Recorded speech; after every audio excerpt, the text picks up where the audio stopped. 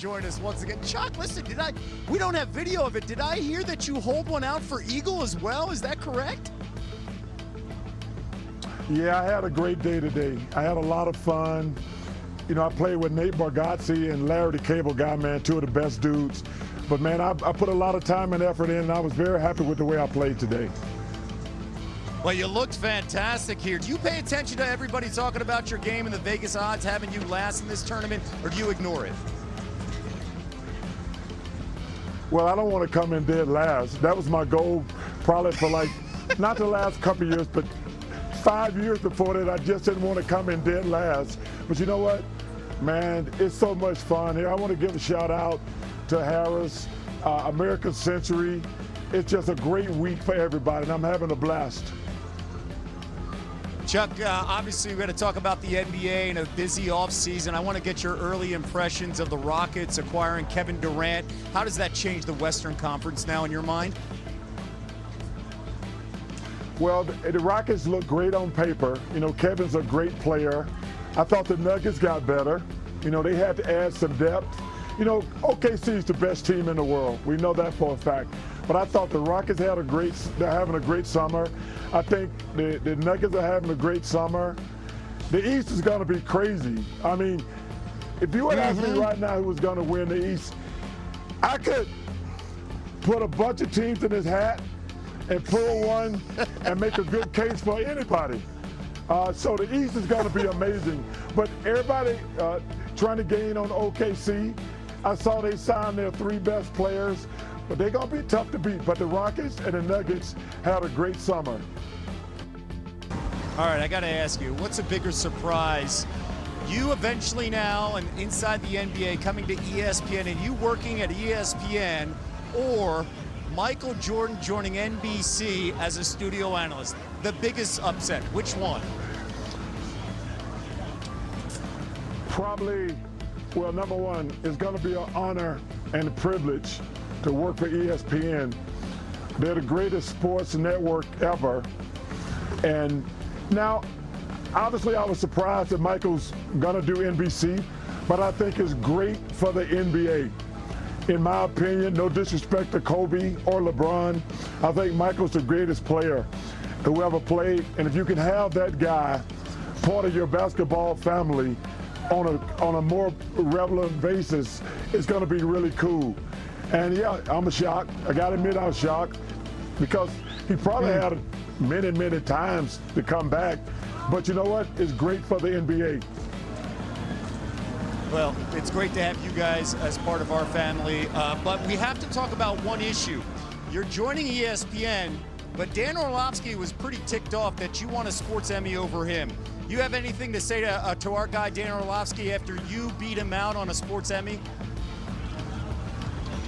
Well, first of all, I want to say welcome back, Jay Harris, one of my favorite people at ESPN. Glad to have Jay back. Listen, Dan. Yes. Relax. You're going to win, Dan. I always send Dan texts. He does a fabulous job on NFL Live. I don't know why he's mad at me. I don't get a vote. He should be mad at the other people who voted for him. But you know what's crazy? I thought it was stupid. I thought it was stupid that we got paid a lot of money to talk about sports. Now I think it's even more stupid they're giving us trophies. So, Dan, relax. Well, Chuck, hit him straight. And by the way, I love your sentiment with our guy, Jay Harris. Great to see him back and healthy. We all love Jay. And by the way, welcome to the ESPN family, the entire Inside the NBA crew. Thank you so much for joining us. And you're not gonna finish last in Tahoe. I promise you that. I promise you that. I'm honored to come work for ESPN. Thank you. Jonathan in Maryland's been hanging on. Phone lines are lit, by the way, which I think is awesome. Since we all will be tomorrow. What's going on, Jonathan? What? Is this thing on? This is definitely on. You're in vacay mode. What's up, Jonathan? I was wondering, take out the team, the NBA team that you root for. I'm a Celtics fan. Take that out of the discussion, just based on what you think would be good for the stories for the NBA. Is it not obvious that LeBron needs to go to Cleveland, win a championship, and end his career there? I mean, the East is weak. I'm a Celtics fan. We're not going to be good this year. He needs to go to Cleveland, win a championship, retire, and that ends it. Isn't that the only possible option? He's not going to win one in LA. I said First of all, you know, I guess. I mean, if you're from Ohio, you know what I mean? It's perfect for them. If you're New York, what better way is than to go to New York, do it in the Mecca, and get the Knicks in the Canyon of Heroes? I mean, and suddenly he's a guy that that there's a meal that he won't ever purchase again. Katz's Deli? In New York, Miami, hometown of Cleveland, Ohio, or I guess home state of Ohio, and here in Los Angeles. I mean, to be very honest with you, Jonathan, that's what I'm thinking. You know, like yeah, but you're go a to Knicks the fan, Knicks. so you would think that. Well, I mean, I guess it's storybook, right? That the kid from Akron, who actually did one for Cleveland before he retires, goes back to Cleveland. But, you know, that's my 2 cents on it, and I appreciate the call and the food for thought, Jonathan. You know, I mean, but DeAndre Ayton is coming. Like, that business with it is the Dodgers cap an indication of his thoughts, but yeah. What's happening? No, I know that. And so what? 2-year deal. They now have the 1st and 3rd overall picks of the 2018 NBA draft. This is now the 9th first overall pick that LeBron has played with. Is that right? And maybe, you know, he'll take Spike Zempic, but for his attitude. Right?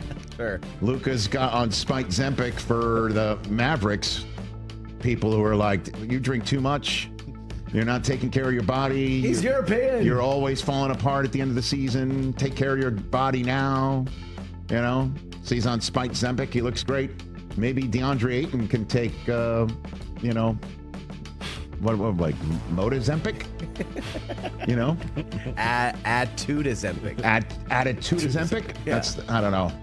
That's a long. I mean, we're spitballing here for RES Consulting. A lot of times these drugs don't make any sense. Because that's the whole business. It's just like, you know, in the same way that when Luka is done with the Mavericks, or the Mavericks are done with him, it's just like, yeah, there were concerns about signing him to the Supermax contract because of his body shape. Conditioning. To use an old ESPN2 phrase. You know, body shaping. You're not going to see Luka on body shaping. In 1997 on ESPN2 at 10:30 in the morning. Luka and Kiana Tom. You know I'll say your name one more time. Corey Anderson. Flex appeal. And you're hearing, you know, Ayton had a terrible attitude, complained when he was taken out of games, slam chairs, late for flights, late for meetings. Yeah. Brockman does that when we go to break sometimes, so that he slams chairs. So hear me out. Like my take. Let's say DeAndre Ayton plays to his capabilities. Okay. Can we just do this right? Sure. Him, Reeves, Rui, LeBron, Luka, you know, year 2 of Connect. Where else am I going here? Add another player here or there. Yeah. I mean, you're not. That's not the top. Who am I? I pick up what you're putting Bronny. down. Stop it. I'm picking up what you're putting down. I'm putting together a team that last year that's a top 6 in the West. Overperformed, right? Like that's a playoff team. Sure. And we've seen playoff teams catch fire in a way. They're not in the play-in. They're a firm top 6. And let's see a Spike Zempic Luka, right? Let's see what that looks like. Let's see what Redick is in year 2. Let's see what Luka's entire year in the system looks like. Full year, yeah. I mean, Ayton dropped out of the contractual buyout heavens. What did you say about a report about the Mavericks before the show? You saying something along the lines of, like, what was this? Oh, McMenamin. Dave was on Dave was on the radio locally here, I think, with Mason in Ireland, and they were saying that Dallas would be interested in LeBron, but only in a buyout situation. Why would the Lakers buy him out? Only unless he says, I want the hell out of here. Like, I'm not. But does he really want out of here? Does he really? Nobody knows. I don't know, man. Well, maybe Maddox does. We'll talk about it. But Ayton is an upgrade. Big time. Big time. Yes. let's get the most out of him. Let's do it. Let's get LeBron saying in his getting in his grill and go, let's go.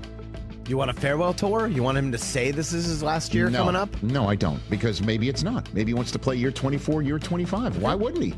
Yeah, get You're getting $50 million per, and you're playing at the top of your game still? He had an incredible season last year. Incredible. So why would the Lakers do the Mavericks a favor, just as a return favor? Thanks for the pocket listing of Luka. Here's LeBron all wrapped up for you, because we bought him out. Get out of here, Matt. It's not LeBron's team anymore. They're building for Luka in 2027. And would you agree with that assessment? Storybook ending. Storybook ending to go back to Cleveland. Yeah. Would you agree with that assessment? Yeah. Cleveland has the second best title odds, and if he could go back to